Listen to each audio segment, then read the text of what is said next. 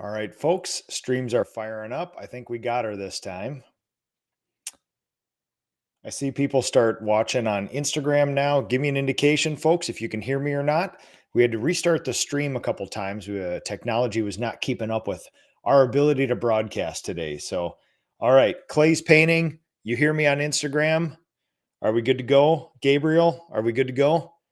Give me some sign, folks. I don't want to blast this off into the universe with no audio or anything. So, Facebook people, as you populate here, you let me know if you can hear me as well too. I'll be watching. Looks like Clay's painting has tried the gallery series and love it. Oh, sound. Okay, folks. Hey, here we go. Technology is a beautiful thing. It brings us together. It pushes us apart.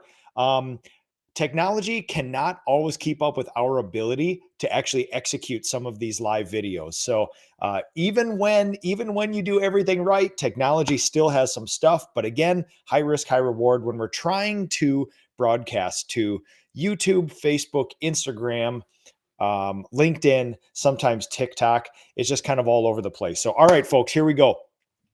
One of my most popular shows of the year. We are into the Mastering the Basics series. Today is estimating, folks. All It answers the proverbial question, what do you charge for X? All of the painter Facebook group forums are full of this stuff. Every other question is, where do you get leads and what do you charge for X? And if I'm being honest, our community gets a little spicy and is not helpful with any of this stuff. So today, I'm laying down a treatise for you guys about what do you charge for X. But first, what we're going to do is talk about the PCA Expo, the Painting Contractors Association Expo. This is next week in Colorado Springs, the place where Olympians trained. It's in a 100-year-old five-star resort, valet service, coachmen bringing your bags to your room, the history, the wilderness, the mountains, the Pikes Peak racing up there. That's where we're going to have this stuff. It will be a singular expo. You're going to have FOMO if you're not there. What you're looking at down below me right here is the release schedule for it. And you can see there is beautiful steps and lanes. There's commercial, residential, new construction, repaint, sales and marketing, startup, finance, all this fun stuff in here. They categorize all these education sessions. And if you come to the expo, you're not only going to have a beautiful experience with 1,000 of the most interesting people in the industry, but you can bring your team because there's tracks and lanes and education for all of them. Typically, throughout the day, you're going to get 4 options for education for each segment. So from 9 to 10 every morning, you're going to have 4 options for education, give or take. And they're going to be diverse. You're going to be able to get a great variety. And it's just all over the place here. Dig into this, look into it. It's one of the least expensive investments you can possibly make in yourself and your business. I wrote a one-page weekly about my first ever expo 10 years ago in New Orleans, and it changed my life. I tell you exactly why, no hyperbole in there. So let's get down to it today, folks. We are going to deep dive into Mastering the Basics. This is my series, my most popular series of the year, where I take you through the steps to professionalization. There's about 8 steps. Last week, we did step number 1, proven process, which is standard operating procedures. Today, we're going to start with estimating.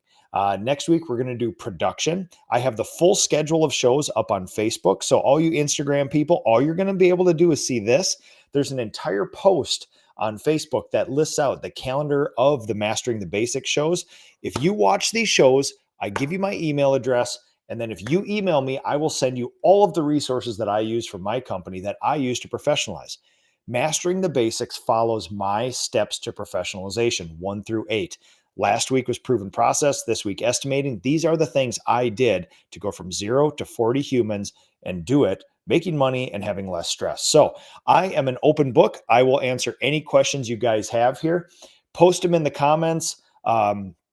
Get this show out here as well too. Like, follow, subscribe, do whatever you can for Ask a Painter or Nick Slavic. And then also right now, quick pause, everybody watching, plenty of people here. Share it on your story, share it on your feed, and put it in those painter Facebook groups too. Get some more like-minded people here. So here we go. A mini treatise, mini master's class, Mastering the Basics, estimating. The answer to the proverbial question, what do you charge for X? Let's get rocking and rolling today. This is true 100% of the time, no matter what size business you are. The perfect price is the most you can possibly charge. That fills your schedule. And when you produce it, paint it, you can actually produce it profitably, right? If either one of these things is out of stasis, if either one of these things is not done, it is not the perfect price, right? So you could say, I believe the most I can charge is $75 a bedroom to paint all the walls in there. Well, you'll fill up 3 years of schedule, right? And then you can't possibly produce it profitably. The perfect price for your company is universally this: the most you can charge. You have to fill your schedule. And then when you fill that schedule and actually paint these projects, they have to have the ability to produce them profitably, right?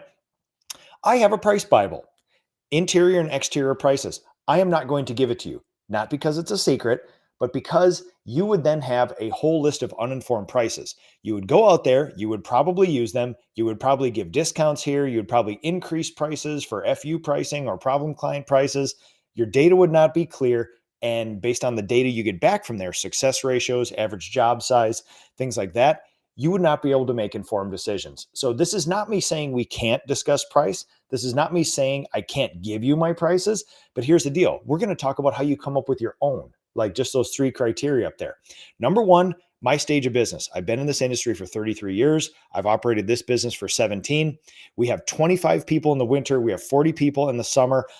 If I'm being honest, if I handed over my prices to you guys, you would probably be underpriced, right? I got a whole bunch of people to keep busy. We got a finishing facility. We got W-2s. We got subcontractors. We got a long winter in Minnesota. The proof on this is, whether I'm high price or low price, is that if I fired every single human in my company, I would probably double all my rates right now because there'd be such a high demand and I wouldn't have enough time to do them all. So I would lower my supply to increase the demand and I could charge more. That is the thinking behind these things. I'm willing to help individual people with prices anytime. You post a project, I could throw a price at it, but you have to know that it is a uninformed thing. And these prices are based on my business, what I do, and the trajectory of what we want to do in the future.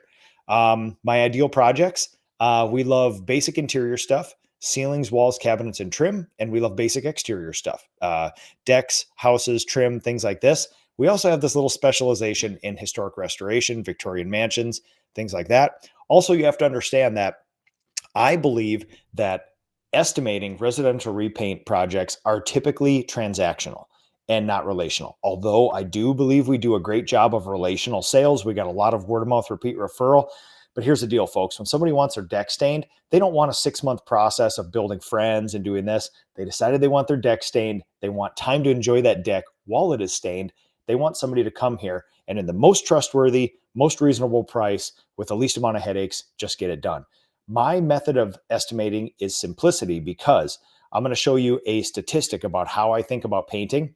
I believe that doing more estimates is way better than doing ultimately perfect estimates, give or take, because we control so little of that process, give or take. So I hear this all the time, and I've even said it myself. I'm the most expensive. I am the best. I'm booked out 2 years in advance. If you've said any of those things, or you've said all 3 of them together, that is not a good indication based on any economic indicators, right? I can tell you from proof you are probably not the most expensive. I can tell you from proof you're probably not the best painter in your area. And I say this because a lot of painters will say, Nick, all this is great, but I can't possibly raise my prices. I'm already the most expensive. I'm the best painter in the area. There's no room for me to move up. And then I will quickly dispel that because you have not seen all your other people's estimates. Most of your other people don't have a database estimating process. They don't job cost. And if I'm being honest, you probably don't job cost either. So you don't actually know that to be certain. That is a feelings-based statement, not a data-based statement. If you are booked out more than 6 months, I can almost guarantee you this with a series of simple math problems, you are overpriced. So in my company, we're doing about $3 million worth of work this year. We're booked out preferably 1 to 2 weeks. Why? That's razor's edge, right? Why? I want to look my clients in the eye and say, hey, transactional client, you decided to stay in your deck. We can start in 2 weeks. How about that? Instead of, well, we're booked up this summer. Maybe we'll look at next summer. You think anybody's going to wait for you? Doesn't matter how good you are. I proved this early on because it's like, listen, my summers book up. I might be 3 years out. Nobody is waiting 3 years. They're going to be selling that house in 3 years, right? Here is my theory about estimating. I believe this is true. I can't prove it's not true. I also can't really prove it's absolutely true. But either way, I operate under it and it's very successful. I believe when you go out there in the residential repaint world, you will automatically sell to about a third of the people that you do estimates for, as long as you don't throw up on their shoes. I also believe you will probably never sell to a third of the people. Now, where it gets interesting and where true professional companies shine, ones that have a lot of data, ones that have a lot of standard operating procedures, are closing on the final third, the third. You will always sell to a third. You will never sell to a third. World-class companies will capture as much of that third as possible. And that's where you come up with these success ratios of 40 to 50% in our industry. If you sell to a third, that's 33% off the bat. If you can capture even a third of the third, another 10%, you're at 43% closing ratio. That's pretty dang good in the industry. As long as your schedule is full, as long as your average job size is high, that's a successful way to go out there. This is how I think about estimating, because this kind of drives our theory about, would you rather do 2 more estimates this week or take the time from those 2 estimates and do all your other estimates better? I would say, because we control so little of this, I would rather do 2 more estimates. If we close at 43%, you're probably going to close 1 more job. One estimator closing 1 more job per week is another 50 plus jobs per year. And if it's 5,000 AJS, that's another 250 grand in your pocket. If you got 2 estimators out there, that's another $500,000 in your pocket. You're helping that many more clients. You're helping 50 to 100 more clients per year. And that's the reason my business is put on this earth, is to help those clients, right? Totally unsatisfying answer, right? Successful estimating has less to do with the price and everything to do with client care, trust, and value. Now, I will say this, it absolutely does have to do with price, but don't ever delude yourself into thinking that there's a magical price where everybody will say yes. There is a horribly reductive price that's way underpriced that will get lots of people to say yes. It'll ruin your life. You won't make any money. You'll get stressed out and then you quit the business, right? The other part of this is, it's not just price. You got to do all this other stuff. And then you have to have a simple system and you need to execute it over and over and over again. I saw Estimator Tom watching, I believe on Instagram here. Estimator Tom, my estimator Tom, beloved estimator Tom, will likely do 800 estimates this year, right? Could do as many as 900, right? It's not doing 100 estimates so perfectly, so beautiful, using psychological tactics, get them to say yes, reduce objections. It's literally, these clients have no frame of reference for price. We don't even know if they're our ideal client. We don't even know if they're serious about doing this job.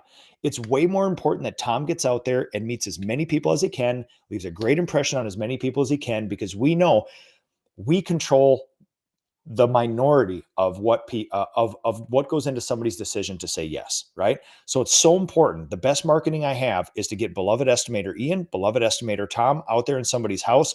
Best marketing you will ever do. That's how we think about it, right? If you guys are interested, if you search up Ask a Painter Live 8, Ask a Painter Live 177, I have done 2 live estimates for you for actual clients, for actual jobs here. I broadcast from when we ring the doorbell to when I create the estimate, when we walk back inside and give them the estimate. The most interesting thing about these 2 estimates is Ask a Painter Live number 8, I was using carbon duplicates and an aluminum contractor's book, writing everything out by pen. Ask a Painter 177, we converted to digital tablet, and I actually have a printer in my van and I print out the thing there. So there you are. You have interesting data points. You can actually see a contractor doing something that you guys do, give an estimate for a real client in real time, right? So painters love to be pre-qualifying clients, right? I do not pre-qualify clients, and especially because the economy is now tipped.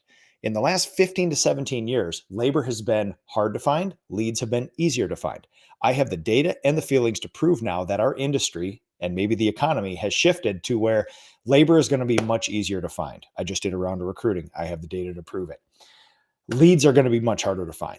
For the last 15 to 17 years, we have prided ourselves on, well, listen, maybe client, we'll see. I'm booked out quite a ways. We're going to need to assess your budget. I need to pre-qualify you. I take this like stance almost against the client. I will tell you this, I never did that stuff. I don't want to pre-qualify a client. My pre-qualification process is, are you asking for a project that we do? Are you in my area of operation? And do you agree to a time and date for an estimate? That's it. Those are my only pre-qualifications. I've never once had one substantial, informative discussion with a client about budget. Think about it, right? If I want a new concrete driveway, I have no idea what a concrete driveway costs. I have no idea. I'm a contractor and I don't know. If a concrete guy came up to me and said, "Well, Nick, what's your budget?" I would say, "Okay, I have this problem now. There's a fork in the road. If I say too high, he's going to not want to work for me. Or if I say too high, he's going to absolutely take it. If I say too low, he's going to fire me and not work for me." So I'm worried that if I say the wrong thing, you, unscrupulous contractor, are just going to change your price, right? So I never pre-qualify. I'm not a psychologist. I don't control most of this stuff. So basically, I would urge everybody in the industry now to stop pre-qualifying people. If you have time and dates and capacity for estimates, I would say if somebody asks for something you have, they're in your area and they agree to that time and date, honestly, I would urge you guys get as many estimates in as you can. The economy is changing, right? We used to not have a phone number. For 10 years, I didn't have a phone number. In May of 2023, we got the phone number back, and because we just need more leads, stuff like that. So you got to make it easy on these clients. The clients pre-qualify themselves. Most of my clients go to my website. It's a quick Google automatic fill, but I do ask for two things: marketing data and a job description. There's a drop-down list that says all the areas that people could find me through my marketing. All of them are listed. They pick one, and I use that to figure out my cost per lead, cost per estimate, and cost per closed job. All my marketing data that I'm going to show you 2 shows from now comes from this sort of thing. They also have to tell me what they're looking at. If they say build me a house, we're not a home builder. We're not going to dismiss them outright, but we're going to enter into that conversation knowing kind of what they want, right? I'm not going to go into too much depth here. You guys know me for the PBC clients. Oh, excuse me. People be crazy, right? This is my loving way of basically giving name to the worst potential clients on the face of the planet. Now, I've made a list of things that statistically are characteristics of people who have given my business and almost every other business problems. We call them PBC. People be crazy. This is a loving statement from me, right? 1.1% of all my clients are somehow unhinged from reality, not very nice people, don't share my core values or possess a core value.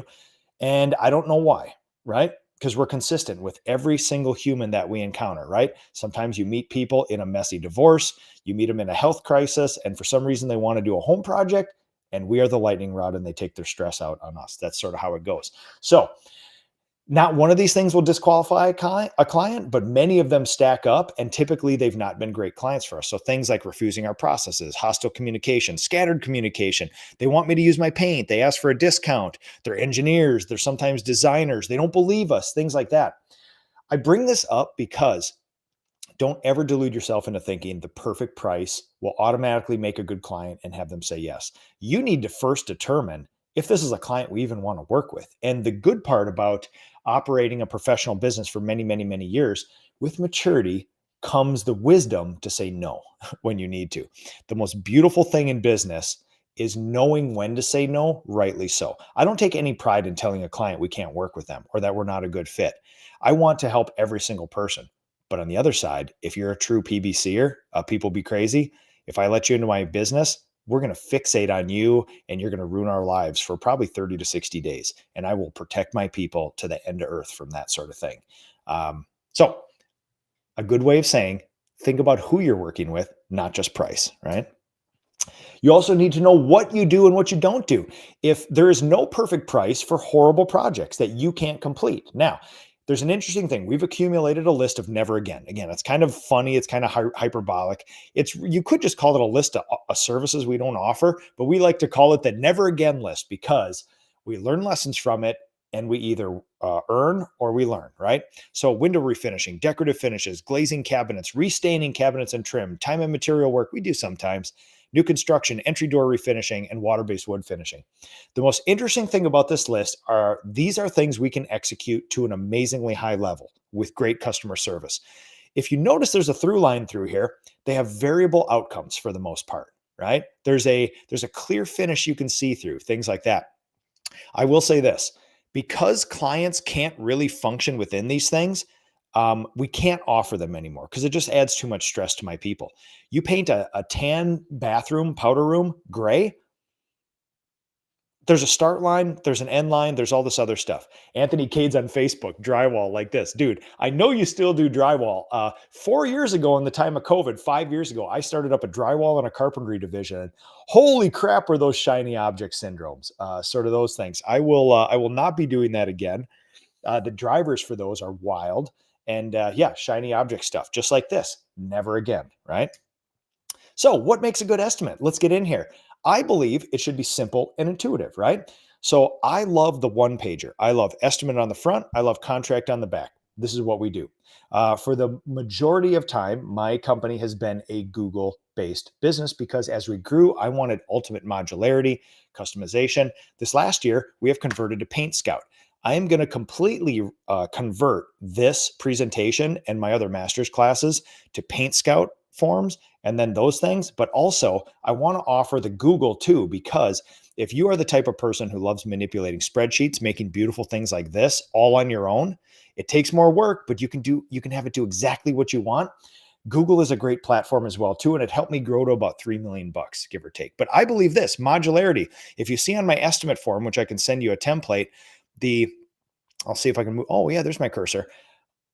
Rooms right here. And then modular pricing for walls, ceiling, closet, trim, cabinets, miscellaneous stuff. It's a menu of prices, and that's how my clients like it. That's how I like it, right? But now, when you see a simple estimate like this, there's obviously more that goes into it. Each one of these line items here is a room, but in that room, you're going to find something like this. I'm going to get into this a little bit later, but basically, we have done so much job costing, so much production rates. We have actually simplified, mushed all that together into something we call unit price and market pricing, which is we do not measure bedrooms anymore. A bedroom is just a price because when you do thousands of them, you average out the price, you realize bedrooms don't really surprise you. Plus or minus 3%, they're all about the same size, give or take, and it's not worth the time to measure. We just call it a unit price because I want my people in and out of these estimates. I want to give my clients a very simple straight line estimate. So now there's a feeder sheet of this where you type in the number of doors, the number and type of windows, the number of cabinet doors. And because we have everything at a unit price, if you put down 2 French doors, 2 passage doors, 3 casement windows, it has a price attached to it already because of our market pricing, and it automatically spits it out onto the front page, this, like that. So it's a really cool system, everybody. Now, I'll give you a little preview. This is one of my dashboards on Paint Scout. This is some of the analytics and the reporting about my 2 estimators. And this is just another platform, but basically this is an example of an estimate software that you can use for your business that will do what Google does as well too. So what makes a good estimate? Accuracy. So new construction house we have everything listed here. I like to break my new construction and remodel estimates up into cabinets, trim, and walls and ceiling because those are typically the phases of these things. And even within the walls and the ceilings, I like to break out priming and I like to break out finish painting, that sort of thing. So because when we typically get in there to the phases, when the drywall is done, we prime and finish the ceilings. Great. There's a price attached to it. We can trigger an invoice. It's not this squishy, well, we'll 20% invoice for 20% of the project. There's an actual price listed to it. And if we ended up not priming the garage or the basement or something like that, there's a price there too. And then for every other thing in there, there is a price associated with it. I like things to be accurate because if they say, hey, Nick, you know what, the client's going to end up, doing the interior of the garage themselves. We need you to rework the estimate. We'll say, you already have the estimate. Scratch off the garage. We won't do it. We won't charge you for it. It's a menu of prices, right? When you go to a restaurant and you say, I want an English muffin sandwich, they don't have to redo the entire menu with only the English muffin sandwich on there and give it back to you. You order this, they don't make all the other things on the menu. They don't charge you for them, and you just move on. Our estimates are the same way, right? So what makes a good estimate? I am a firm believer that, especially in a transactional economy, selling a transactional thing, for the most part, in 30 to 60 minutes, I want my people from doorbell to doorbell out there, and I want that client holding an estimate, have it in their email, go through all the questions, walk through the entire process, and on to the next one. I want it all closed up. I do not want my estimators going out there and sending them a week later, give or take. There has to be some immediacy to this. The client has segmented out an hour for us, and they're their project is top of mind, and I want them thinking about it. I want us being present, and I want them delivering that estimate on site 30 to 60 minutes. So 4 years ago, it was this, folks. Well, actually, it was a little longer than 4 years ago, but paper estimates, right? This is how we used to do it. This is for the last 50 years. This is how our industry has done this, right? Interestingly enough, this is one of my father's estimates from 35 years ago. This is 1990. This is an estimate from 1990 on a new construction house he did, $2,850. One of my clients, who my father finished their new house, actually gave this to me. Just gave this to me. It's a great thing. It's an interesting piece. He was an English major, so you can see there's cursive, it's left-hand writing, all this other stuff. I bring this up because not a lot has changed in our industry in 50 years. Only recently, 5-7 years ago, I converted everything digital to estimating and all that other good stuff. So it's been an interesting ride, and I know there's a lot of people out here who still do this, but I bring this up to show you how little innovation has taken place over the last bunch of years. So now, when we think about training estimators, or we think about you going out on an estimate, you have to remember this overarching question. What do the clients want to ask but never do? They always ask about what type of paint, when are you going to start, who's going to be on my site, are you going to move furniture, are you going to clean, things like that. If I'm being honest, I did 800 estimates a year for 15 years. I have lots of data points on this. Honestly, I think the clients all want to ask us, are you going to take advantage of me? All going to take advantage. Are you going to take advantage of me? They will never say it. I've never once had a client actually say this, but I'll give you an example. When a client says what kind of paint you're going to use, you could say Sherwin-Williams Duration Matte, right? They probably don't know. They probably have heard of Sherman-Williams. They probably never heard of Duration. They probably don't have a reference for what matte is, right? So when you say that, they'll probably say, oh, okay. And they'll have no idea what you're talking about. When a client says, what kind of paint are you going to use? I see that as them saying, are you going to take advantage of me? Because I think this is going through their head without them even knowing about it. We bought this house 20 years ago. It was a brand new house. When they built this house, we spent a ton of money. They wouldn't allow us to pick a bunch of colors or even spec the paint. They painted the entire thing one color, probably tan. It was all builder's flat. Within 3 to 5 years, the walls were all marked up. I tried to wash it. The paint came off on the rag. We're now here ready to invest in this. We love this house. We love the neighborhood. We love the people. We want our house completely redone, but I'm so deathly afraid of paying you $13,000 to paint my house and having it be builder's flat again. So now, painter, what kind of paint are you going to use? If you answer Sherwin-Williams Duration Home Matte, they'll say, okay. How we answer that is, we're professional painters. We are going to use the most ultra premium coating for your walls, 100% acrylic. It's got this beautiful shine to it, not a builder's flat. We're going to patch your walls. We're going to hold an LED up there. We're going to sand those patches smooth. We're going to prep everything to high heavens. We're going to apply 2 very thick coats of Sherwin-Williams Duration Home Matte, the ultra premium paint in the industry. If you're using the same color, it only needs 1 coat, but we still do 2 over that. What we leave you with is a beautiful shine, beautiful luster. It's a washable paint. And in the worst case scenario, if something does happen, you can touch it up. That's the answer to that question that they want.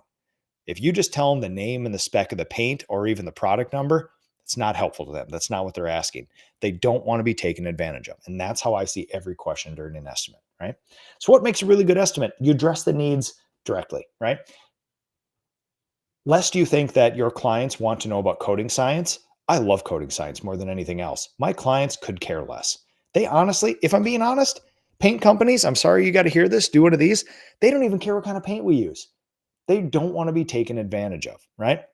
So now, 800 estimates for 15 years, I have a data point. These, I believe, are the 3 most important things to clients everywhere. They want help with color, they want us to clean up after we're done, and they want us to move furniture. Those are honestly the 3 things that will make them more likely say yes to this job, because you're solving the 3 biggest pain points of that. Now, with color, it doesn't mean I pick the color and then take accountability for it. What it is we give free virtual color consults from Sherwin. We also have 5 amazing designers that we give references to, and then the client can call them and get professional designers in their house to do that. So that's what we like to use. All right, so what makes a good estimate? Setting proper expectations. The longer I do this, the more I realize setting proper expectations is one of the most important things here. If you want to make a PBC client out of a client who wouldn't have otherwise been PBC, give them a different expectation or don't deliver on what they think is the expectation. Now, we need to be better, right? We need to anticipate what the expectations of the client are going to be, right? So when a client says, hey, I want you to paint my oak cabinets, we all know one of the biggest questions that they have is, well, you're going to cover up the grain, or what's the grain going to look like? So I believe setting expectations happens best in 3 ways over and over again. You say it verbally, you say it in an email, and then you show them a picture of it. If you do that, you've set the base for setting the proper expectation. If you can do that multiple times, it's even better. So during the estimate, what those 3 things looks like are, the client will say, well, what's the grain on the oak going to look like? And we have devised a poetic, beautiful way to say, we fill the pores, but we don't fill the grain. Oak has open grain. It has tiny little black pinholes. We will fill all of those holes, but we do not fill the grain. You will be able to see a little bit of grain. What's the next question out of the client's mouth? But what's it going to look like? Say, oh, client, lucky for you. We have a sample cabinet door. See that bad boy right there? We're going to actually show you exactly what it's going to look like. And then when we're done with the estimate, it's in writing. It's in our contract that we do that. But also, if the client has a question via email, we'll then put it in writing. So now we have done the trifecta. We have said it to their face. We have put it in writing multiple times, email and contract. We have also shown them a picture of it. When we do this, there's a 99.9% chance that that client knows exactly what they're going to get. You can hold them accountable to what you promised. They can hold you accountable to what you promised as well too, right? On the odd chance that somebody would be like, hey, Nick, you guys painted my kitchen cabinets. It's done. Thanks for everything. Service was awesome. Just the we can still see a little bit of the grain. Wonder if somebody can come out here and look at it and we'll say, hey, listen, completely understood. Why don't you send me a picture? Also, if you remember during the estimate process, we told you we fill the pores, not the grain. So there's going to be some remaining grain. Pores will be filled, but the grain will be there. Also, what we'll do then, we'll send estimator Ian out there with that sample cabinet door, and he can hold it up to your cabinets to make sure that we delivered on our promise. And they'll say, oh yeah, okay, never mind. I get it. We're good here. Don't worry about it. It's a way not to get spicy with your clients, but it's a way to set proper expectations about what's being delivered. So it's not a feeling, it's a data-based argument, right? Virtual estimates. People are all jazzed up again about virtual estimates. Every 18 months, there's a cycle in our industry where people are like, we need to do this all remotely. I don't like giving free estimates. I don't like driving to people's houses. I was there one time too, folks. In 2019, half of the estimates I did and half of the jobs we completed were all done virtually. I'd never met the client and never seen the house. Then COVID hit and I thought, good luck, everybody. I'm about to wipe the industry with this because I got data. I got a system down. Between 4 and 5 in the morning, I could do a dozen estimates before I leave the house because people would send me pictures. I would estimate it. We got an enormous amount of data, unit and market pricing. It was a really, really great way to do it. Here's a problem, folks. The irrationality of humans. When COVID hit, people worked virtually. People did school virtually. They were stuck in their house. They didn't want another virtual thing in their house. So I'm showing you the data from my company. In 2019, half of all the jobs and estimates we did were virtual. In 2020, after COVID hit, only 10% were virtual. After that, less and less and less. Most things in people's lives are virtual. They do not want it. And now we've built a sales team big enough where I would much rather insert a human into that house. Our van's in the neighborhood. We made contact with a human. Even if they're not going to use us, if they're the third that are never going to use us, guess what? We've made a great impression, and it's the best marketing that my company can do is putting one of my 2 beloved estimators into one of those houses. So let's talk about some ways to actually come up with price, right? We got lots of them. You can go with your gut. There's reasoning on first principles. There's industry benchmarks. There's job costing, production rates, unit pricing, and market rate. We're going to pick these off consecutively. And at the end of this, I'm going to give you my email address, and you can email me, and I'll send you my entire packet of estimating resources. Let's pause right here. We're about halfway through the presentation, everybody. I want you to like, follow, subscribe, love Ask a Painter or Nick Slavic or whatever you come across. I also want you to share this in your stories, in your feeds, tag people, get it into those painter Facebook groups. I would be deeply, deeply, deeply appreciative of this. Let's get some more people to join in on this stuff. Method number 1, gut estimating. This is the most common in our industry. Let's be honest, folks. I did this for a lot of years too. You get wild swings because you don't job cost your jobs. Job costing is tracking material and labor. A lot of the times, because this is all a feelings-based form of estimating, you end up having a punitive relationship with the client. Well, I got burned on the last one. I ain't going to let that happen to me. So I'm going to really let this client have it. But it's not based on data. It's based on feelings. And that feeling, the reason you may have got burned is because your coding systems aren't in place, or you don't keep regular work hours, or you're sporadic, or you're not consistent with your work and your codings and things like that. So you have to be really careful about adjusting price based on feelings. It's not a great thing. Although I did it for a lot of years. But everything is feelings based. What you can sometimes find yourself in is an insanely happy client, a beautiful finish, but you didn't make a dang nickel. And those two things being good and one being bad can delude you into thinking you're doing things well. And meanwhile, you're on your way out of business. Reason or method number 2, reasoning on first principles. So this is basically like having no assumptions, starting from scratch and just figuring out a price from the ground up, right? Most craftspeople get paid $25 an hour W-2 on average, give or take. Most paint business owners make $22 an hour. If you average out the industry stats, solopreneurs take home about 50% of the revenue. So if you do about $100,000 in revenue, if you work alone and paint, you'll probably take home 50% of that, give or take.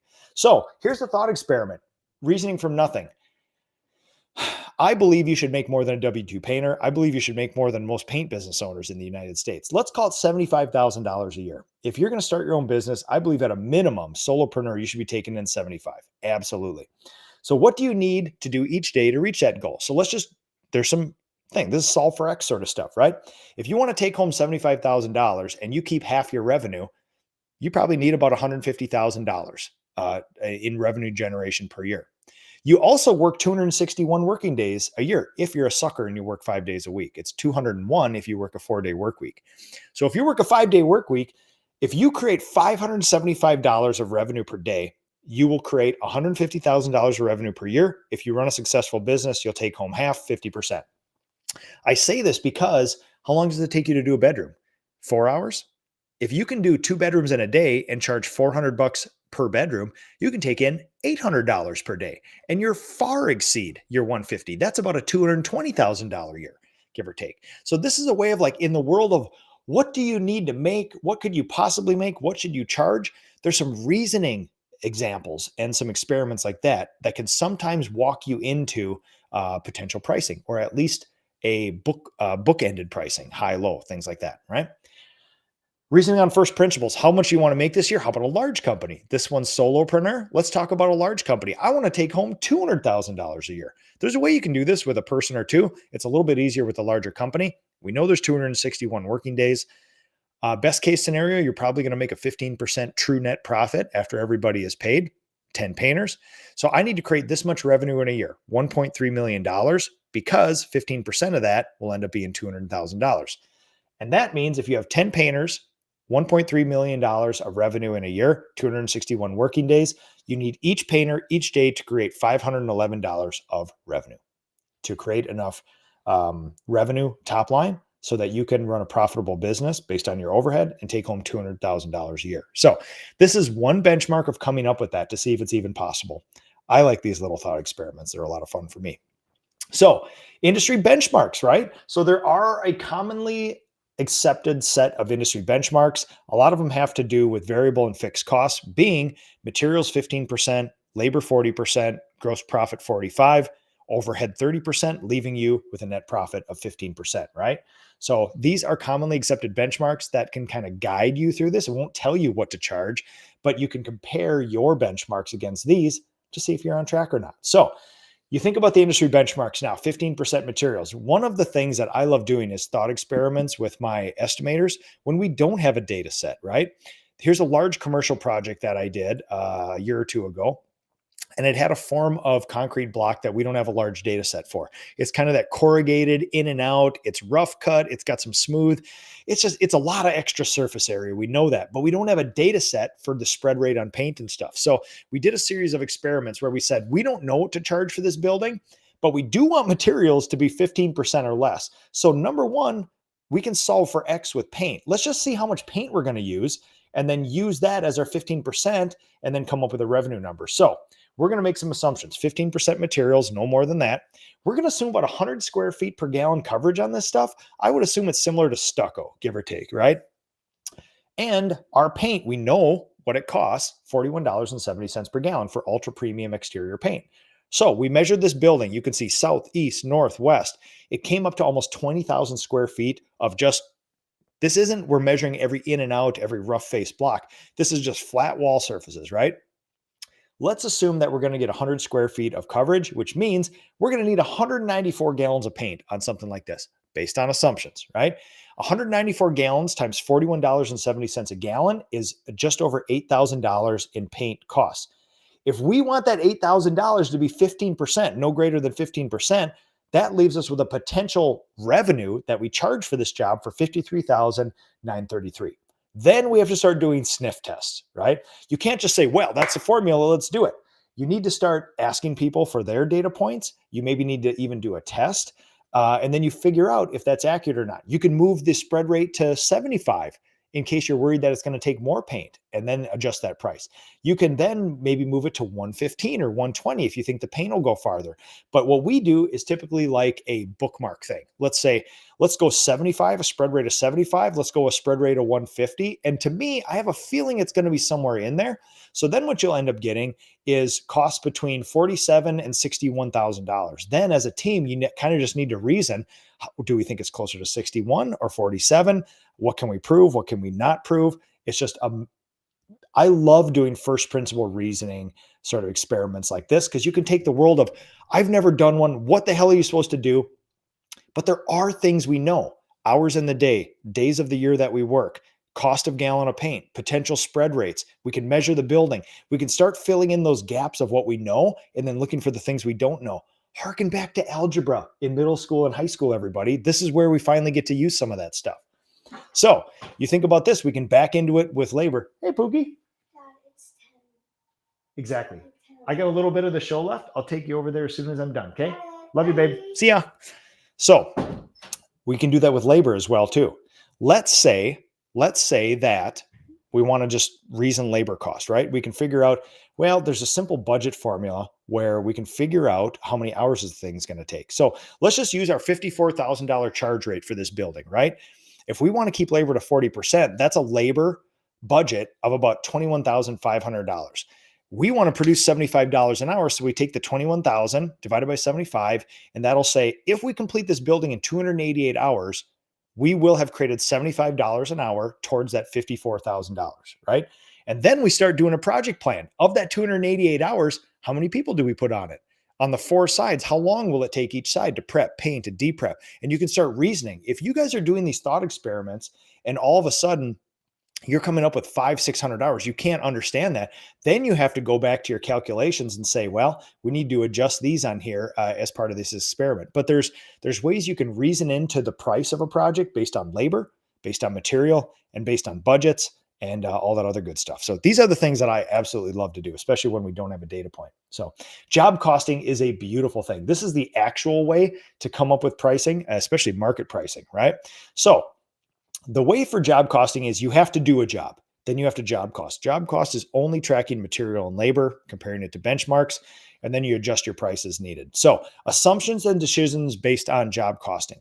So let's think about this right here. This is a bedroom I did probably 10 years ago. Charged $425 for. My materials were $60. It took me 3 hours. I just threw a labor rate of $30 an hour out there. 1.25, 25% labor burden on employees, give or take. So basically it cost me about $112.50. So benchmarks for job costing, you want to keep, you want to keep materials to 15% or less. With materials, we did that for that based on our charge rate. Labor, we want to keep it to 40% or less. We did 26.4. That means that was a very efficient project right there. Our revenue per hour was $121.60 when our goal for a professional company is a minimum of 75. So we did arguably very well right there. But there's assumptions we can do on this, right? Assumptions and decisions based on this job costing. Number one, made a lot of money on this bedroom, right? If your schedule was completely bare and it's only peppered with a few of these jobs like this, I would say you maybe need to lower your rates, right? You're selling a few of these jobs. They're ultra profitable when you do it. But what's even more inefficient than a bad job is having gaps in the schedule. So I would say you need to moderate your price to fill your schedule. And then the idea of that is you keep raising your prices till you have gaps in the schedule. And that'll tell you basically what a market price is. give or take. So did you get a callback on this, right? Maybe you went too fast on this. You did a callback, it cost you more. Or was this just an anomaly, right?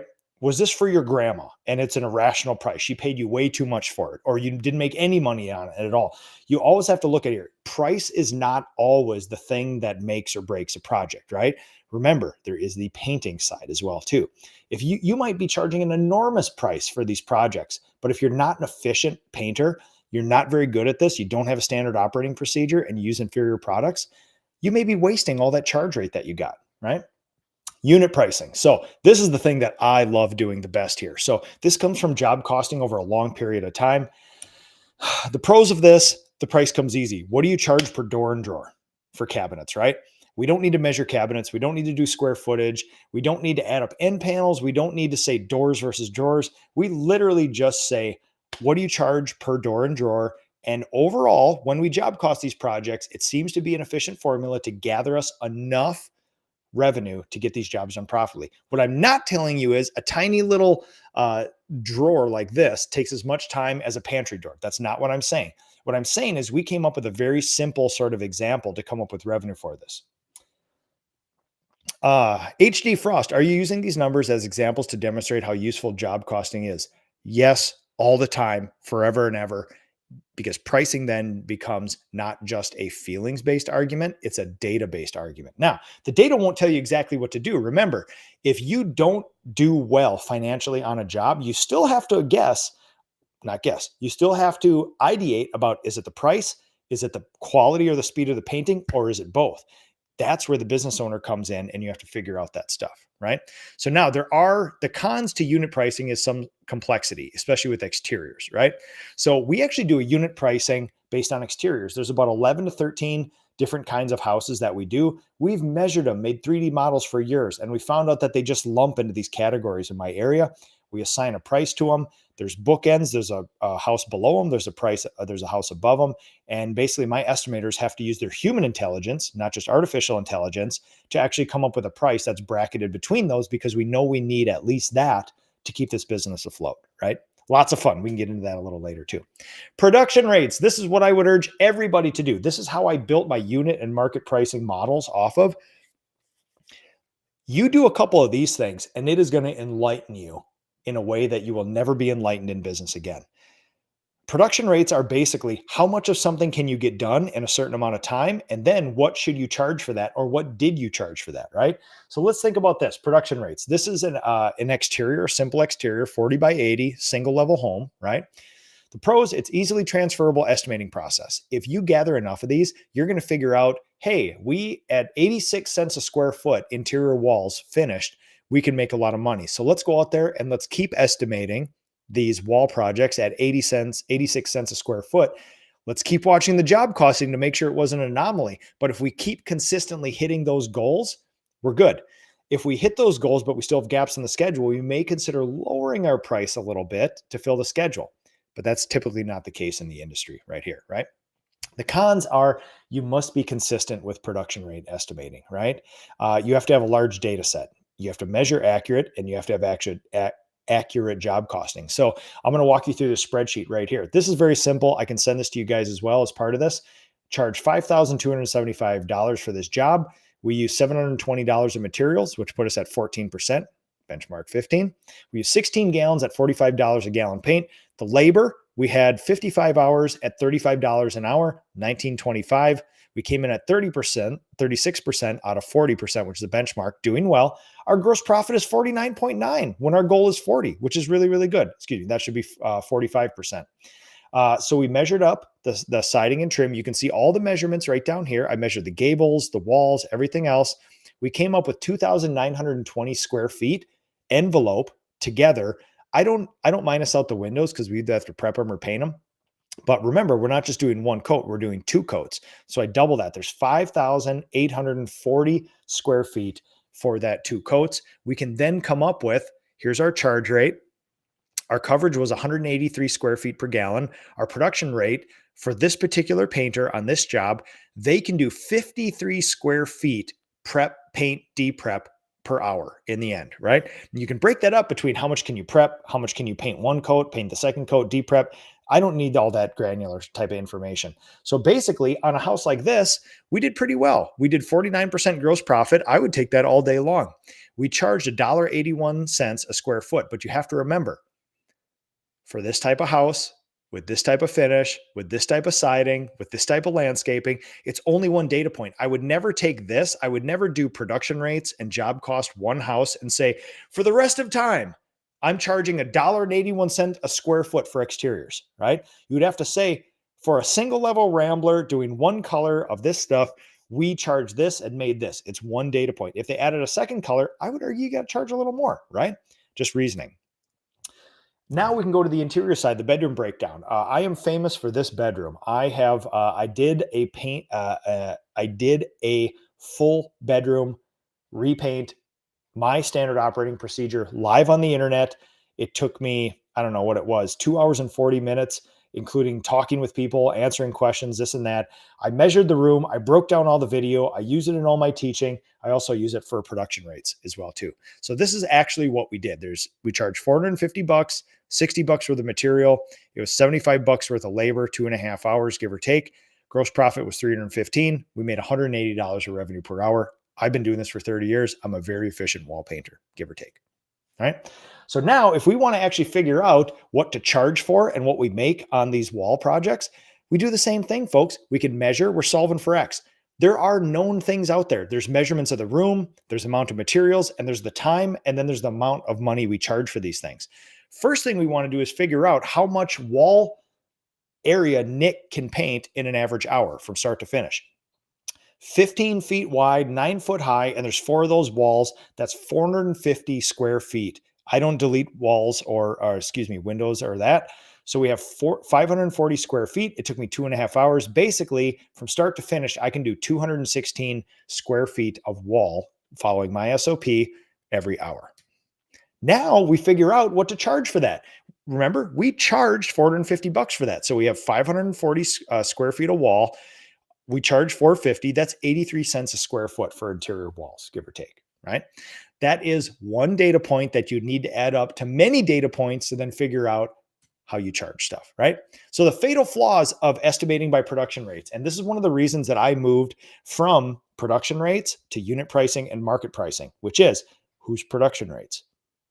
There's not many people in my company that can beat me in a wall project, right? We did a contest a couple of years ago. I did it in 1 hour and 15 minutes. My complete SOP, prep, 2 coats on walls, de-prep. Now, again, it's in our test bedroom. There's no furniture, give or take, but not many people can do that. If somebody can do it between 4 and 5 hours in your company, it's a pretty good deal, right? For apprentice. We have people in this company who have been working for 6 months, right? And then I've been doing it for 30 years. Whose production rates do we use? Right? You take an average? That's not accurate either, right? So what you do is you gather up a bunch of these production rates, and then you eventually figure out, to me, what is more interesting about price is I don't care what people can produce. I need to charge the most I can while filling a schedule and producing it profitably, right? And to me, that takes a lot more complexity, a lot more sophistication, but is what I call market price.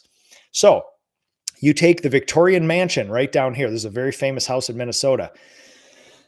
You need accurate measurements. How are you going to do this? You're going to get accurate measurements on this house? How long is that going to take you? Right? If you're going to use an app, this is going to cost you between $100 and $200 to get accurate measurements on this house, right?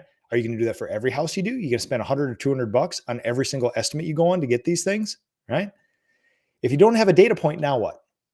If you're using production rates and you go to do this Victorian restoration, this Edwardian restoration, and you've never done one before, your production rates are completely useless. You're going to be out there just going like that, right? So that's why we do all these reasoning things, all these benchmark problems, market prices, and things like that. Market rate, this is what I love. It demands a lot of reps. You need a lot of data points. The more data points you have, the more accurate your market price is. Again, market price is the most you can sell it for while filling your schedule and producing it profitably. Success ratios. How many estimates do you do? How many do you sell? If you sell 40 to 50% of the jobs, you are theoretically priced right for a larger company, give or take, right? There's lots of different things we can talk about, but if you sell 10% or you sell 90%, something's amiss. We need to look into your prices.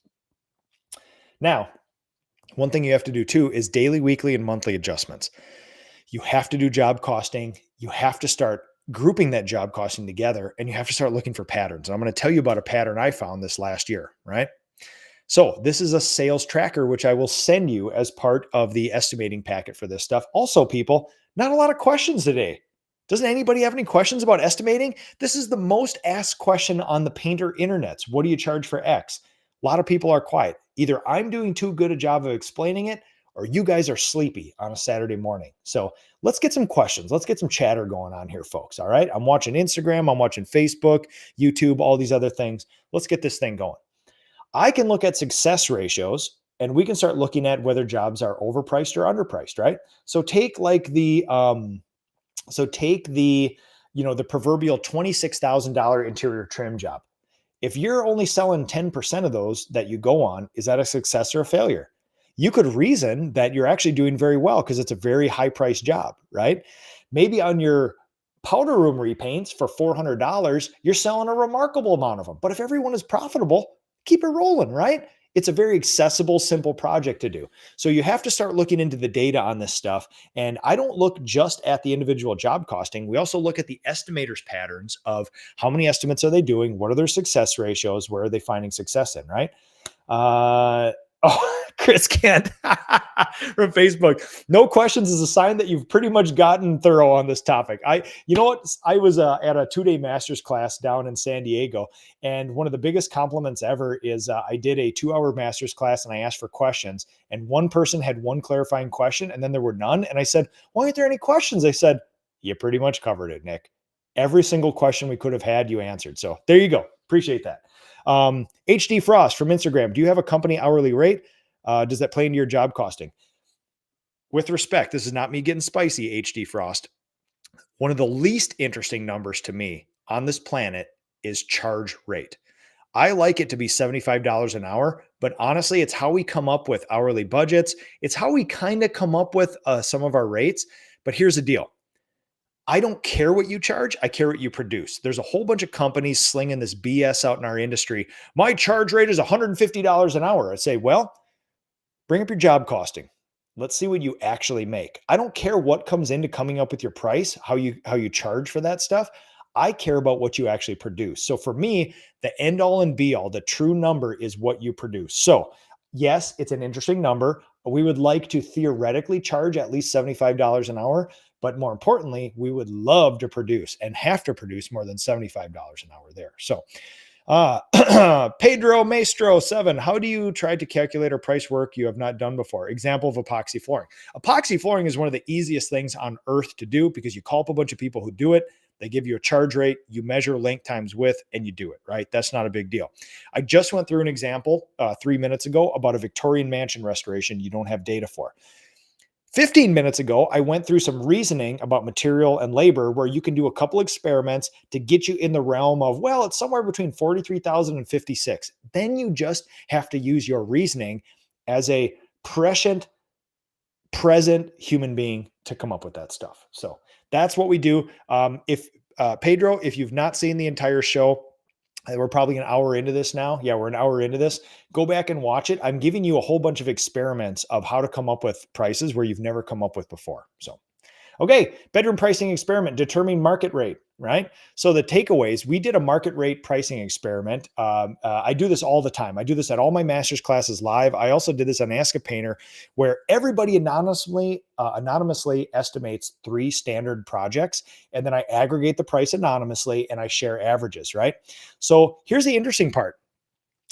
When you take the entire nation for a bedroom project, on average, people self-reported that they charge and make $639 a bedroom at a production rate of $80 of revenue per hour. Now, there's monstrous outliers. Some people, whether it's by mistake or not, they say they charge $2,000 to paint a bedroom. Some people say $50. It's all over the place. And remember, this is self-reported. I'm not digging into their job costing. Now, I will say, the more I travel around and see it, we're seeing bedroom prices in the $400 to $500 kind of area for wall repaints in a standard bedroom. So it's just sort of like, you have to reason that against what you do. Let's see if we got any. Tyler Frew, good morning, brother. Do you always price bedrooms the same, or do you adjust pricing if one room requires more cutting and the other? We do not. So here's the deal. You can have all these wacky formulas for adjusting for the pain in the buttness of the client, for the color and the gloss in a room. But honestly, estimator Ian, my beloved estimator, is in the Facebook comments right here. Here's the deal, folks. It's way better on average if you just charge, like, we can have two examples of a large bedroom and a small bedroom, but we're not going to sit there and calculate the amount of cutting needed per one. We have a whole bunch of safeguard formulas where if somebody has a white bedroom and they want it blood red, there's a third coat thing. That's no problem. But typically, people love to focus on the exceptions. Honestly, if you look at all the bedrooms you've ever done, they're plus or minus 3% in size and effort. And honestly, what are you going to do? You're going to come up with a custom formula for all that? I would rather get a couple estimates in every time here. So Ian Serp, my beloved estimator, you mentioned human intelligence with your estimators. I think you're giving them a bit too much credit. Yeah, so we talk a lot about this, and Ian's too humble.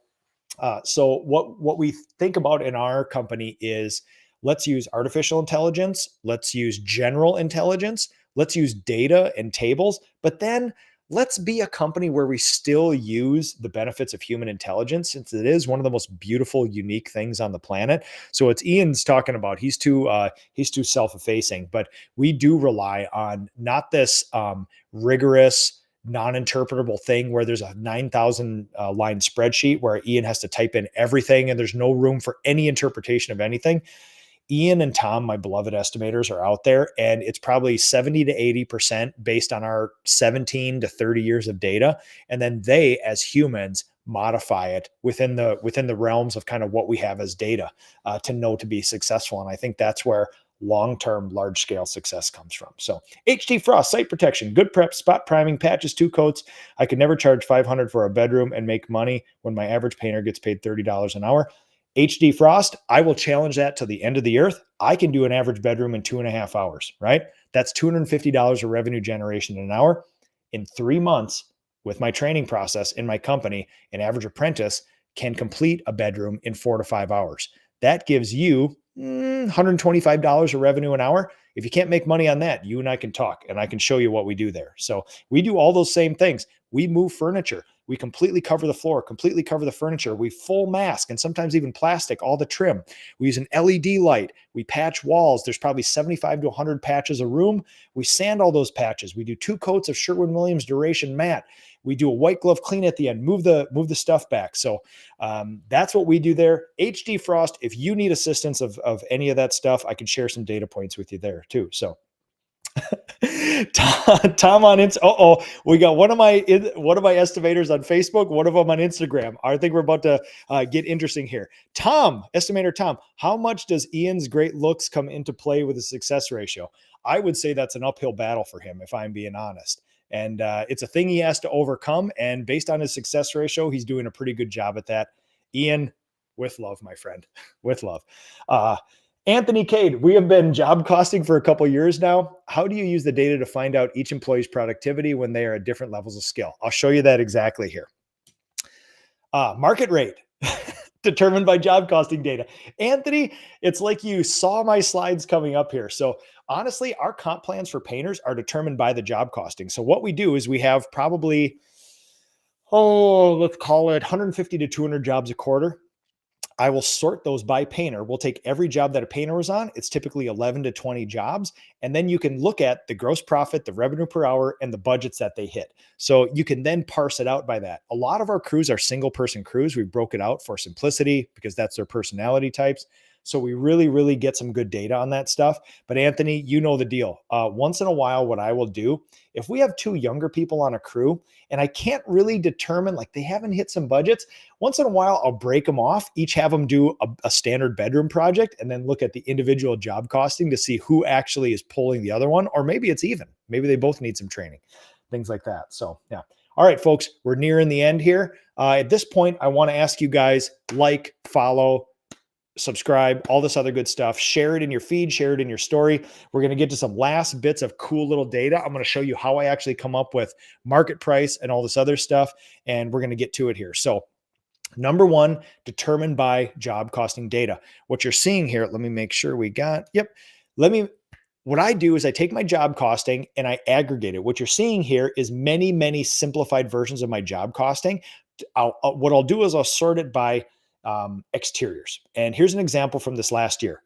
We had a downtick in the amount of exteriors sold this last year. And instead of just lowering prices on all exteriors or extra marketing or things like that, what I did was I took our 11 to 13 avatars of exteriors and I broke it down by one: small, medium, large, extra large, extra, extra large, extra, extra, extra large, historic restoration 1, 2, stucco large, stucco small, things like this. And then I broke it down by all the job costing for those and I grouped them, and I saw one distinct data point. This is the reason why I do all this stuff, folks. It tells you actually what to do. There were 3 types of houses. I think it was large, extra large, XXL, that we were actually overpriced on. We didn't sell enough of those. The market had adjusted. Through COVID, our prices were increasing pretty greatly. And we realized that we might have actually been overpriced. So what we did is a very unique thing that I would almost not urge any other painting company to do, which is lower their prices. But I have the data and the feelings to prove it. There were 3 types of houses that I can prove with data we may be overpriced in. So I adjusted those prices to more meet the market price. And now we're going to get out there and see if that assumption and data and correction is correct. But I wouldn't have known that if I didn't job cost, if I didn't collect production rates. And then not just job costing, using that job costing like a CRM and sorting it to try to make good decisions, things like that. So now, fun stuff, data analytics. Adding data to the feelings, deriving market costs. So now we have some benchmarks of marketing. People like to say in the industry it's 3.5%. I see commonly a lot of painting companies between 3.5 and 5. And if you really want to grow, it's typically closer to 10%, give or take, right? But you can start looking at this based on how many leads you get, how many estimates you get, the revenue you do, and then coming up with marketing budgets as well too. So we're going to get into another thought experiment. Let's just make sure I'm going through all the questions here. Mark Blackhurst, do your estimate numbers lower in the winter months as opposed to busy summer months? No. So here's the deal. I want accurate market pricing data. I want all of it to be the same. Here's the deal. I don't think I can drive extra demand by lowering prices. The demand is going to be what it's going to be. Hey, Pookie. And so what I want to do is keep all my stuff the same, because even when we estimate in December, sometimes people want it done in December. Oh, I can see your little forehead up there. She's very interested in going to see sister at a local dance competition. So second Ask a Painter is done. I'm going to shuttle you over there. Okay. Yeah. We got a little bit longer. You want to hang out? Yeah. Here, grab a chair. Okay. All right.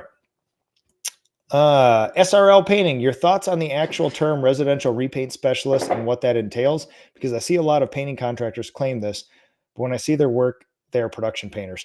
Yeah. Don't get hung up on this master craftsperson, residential repaint. Listen, don't worry about the nomenclature, everybody. There's no standard ratings for painters in the United States. The ratings for painters is how long are you in business? Do you make any profit at the end? Are your customers happy? Are your employees happy? I honestly, SRL painting, don't even bother yourself. Don't even waste that thinking about your competition, because really, as far as we can tell, there's just none out there. So Tyler Frew, in your solo entrepreneur years, if you didn't have the ability to tackle a larger job solo, what did you do? Did you pass on the job or find a crew to do it? Maybe find another business? No, I used to restore Victorian mansions by myself. None of that stuff bothered me. I hammered on it. I would now, if I went back and I couldn't do a job, I would absolutely subcontract it for sure. Yep. So success ratio benchmarks, how many estimates? So now we start thinking about, let's theorize how many estimates a person would have to do in a year. In the world of how many estimates would you need? A solopreneur, if you want to generate $150,000 a year, your average job is $5,000. You need about 30 jobs completed a year. If you sell at an 80% success ratio, you need to do 38 estimates a year to complete 30 at $5,000 a job to create $150,000 of revenue, give or take, right? This is not impossible. If there are 261 working days in a year, every 5th day you need to do an estimate, right? Not the end of the world. This isn't I'm out there every day slogging away doing estimates. Let's say you want a proverbial $1 million company, right? You want to produce $1.1 million a year. Your average job size is still 5,000. You need to complete 220 jobs a year. And if your success ratio, typically on a larger company, will go down to about 50%, best case scenario, you need to do 440 estimates per year, 261 working days a year. That's about an estimate and a half per day, every day of the week, 5-day work week, give or take. So in a world of how many is this? What are we ever going to do? You can actually find out, right? Best way to find out is job costing. And I will send you a spreadsheet of this later on in the Mastering the Basics series. You need to job cost. You need to group the job costing together. You need to use it to make good decisions. If you do not job cost, we cannot even start having the discussion about price, right? So when people get on the painter internets and say, well, we can't even begin to start discussing price, I will say that as well, but for a completely different reason. One person is reductive and thinks they have secrets and don't want to let that out. I will say, we can't even discuss this because you have no data to even talk about. You don't have a standard price for a bedroom. You charge all over the place. We can't even begin to do that because I don't even know if you're making money on that stuff, right? And this is what we do. We group all that job costing together. And this is how I found out that we could have been overpriced on 3 different types of houses this last year, where this is job costing. It's conditionally formatted. I said, hey, let's look at a bunch of exteriors in this price range. I grouped them together. And actually, so if I had to make a feelings judgment for last year, I would say, yeah, these tiny little exteriors are killing us. We're just not charging enough. In reality, it was some of the larger ones that we were actually overpriced for, not doing enough. The small houses were actually priced appropriately last year, right? And then in any unit pricing model, what we have is quick reference guides. So in our 11 to 13 different types of exteriors, we actually have a picture of these things and some square footages attached to them because we've done 3D models of these things forever. So now somebody can open up a picture book in my company and there's 13 different types of houses. My estimators, when we train them, you can stand in front of that house and say, estimator, point to the type of house that looks most like the one we're standing in front of. And then you start looking based on height, on landscaping, on prep work. Should we charge more, but not up to the next level house? Or should we charge less? Is it easier? Is it one color, no prep, not even a pressure wash like there? There's guidelines in here, right? And we know that if the average exterior is $8,800, whether you charge $9,100 or $7,900, honestly, it probably doesn't matter to the client. The typical difference of $100 or $200 on an exterior that's $8,000 is not going to make or break it. So that's why I don't hyper fixate on these tiny little micro things like that. I know that for a large house, what's categorized as the large house this summer, we're going to need to take in about $7,800. If there's more prep and landscaping, maybe call it 84. If there's a little less, let's call it 72. But it doesn't really matter in the end. But I do know with data that we need to be plus or minus $8,400. All right. We also have a standard operating procedure. So when I train my estimators, this is the standard operating procedure. Here's all the steps. If an estimator's numbers are not where they should be, success ratio, average job size, total sales, we can actually go through this and figure out which step are you not doing, which step aren't you doing enough. Jeremy Gilliland, good friend Jeremy Gilliland, not to mention how eye-opening job costing can be even for a solo. Oh, especially for a solo. The first time I job costed, I had some of the most eye-opening experiences of my life because everything was feelings based on that. I'm the most expensive. I'm the best. I couldn't possibly charge more. Job costing really brought me to my knees in many ways. Travis, you mentioned using a sub for using a sub. Does that change your final net or do they just slide into the labor line? Does that impact your estimator's figures? No, it doesn't change what we do because I know we're going out there to charge the most we can while filling your schedule and producing it profitably. What we'll find is that there's huge differences in the type of project, type of client, and type of labor, right? So for an interior cabinet job that's really intricate, we'll use a full-time master craftsman W-2. For a big old exterior banger, we'll use a sub. Now there's variations where we do some of this stuff. For a monstrous interior trim project, no cabinets, we'll use a sub, right? Something like that. For commercial, we'll use a sub. For some weird, intricate, like exterior decks, we can't find a sub that's ever been able to do them. We'll use W-2. So for me, it's more like we're going to charge what we charge for this thing. And then we, as a good, sophisticated company, have to pick the right labor to increase the gross profit as much as we can. Happy to share some of those numbers with you too outside of this as well, Travis. So now, Market rate pricing experiments. I've done this for years and years and years. Actually, since 2019, for about 6 years now, I've been out there doing this. And here are some average prices. You can pause the show. You can screen grab later on, all this other stuff. These are anonymous market prices for people all estimating the same project. You can even see for St. Louis, 2019, 2020, 2024. I've updated these throughout the years. These are basically market prices for a lot of these areas. I wouldn't say this is exactly what everybody charges. This is self-reported, but I would say it's a hell of a good start for market rate. Same thing for cabinets. We all estimated the same cabinet job like this, and you can see the differences between this is your average 37 to 40 cabinet doors and drawers, and you can see the market prices for these things. So when people say we can't possibly start talking about pricing, I will say, take a look at these averages across the nation. There's not that much different, folks. What's most interesting to me is something I want to show you on when we aggregate all the national prices, right?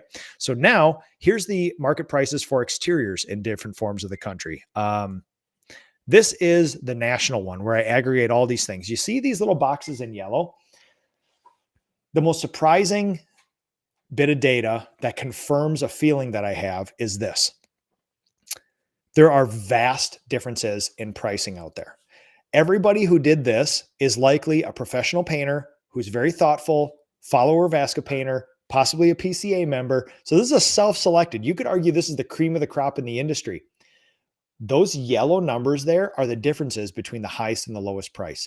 Nationally, there is between an 85 and 93% difference in the highest and lowest prices between professional painting contractors. Let me repeat that. Nationwide, on average, between people who are thoughtful and run professional businesses, there is likely an 85 to 93% difference between the highest price and the lowest price that a customer will receive from a professional painting company. That is insane.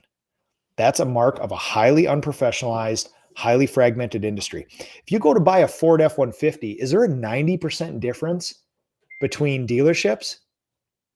You're probably laughing right now because nobody would ever do that. These people are professionals. They know what to charge. There's a market rate for this stuff. Hey, Pooh.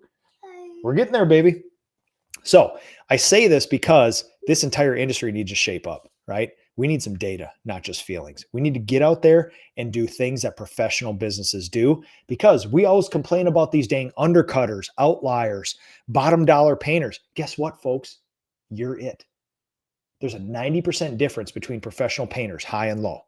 And I would bet you, when you ask that person, how do you come up with that price? There's not a lot of job costing that'll back that up, or market rate stuff, or success ratios, right? So still have questions about what to charge?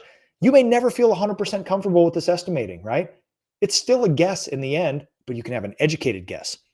Price is not set by you. It's set by 100 of irrational humans we call our beloved clients, right?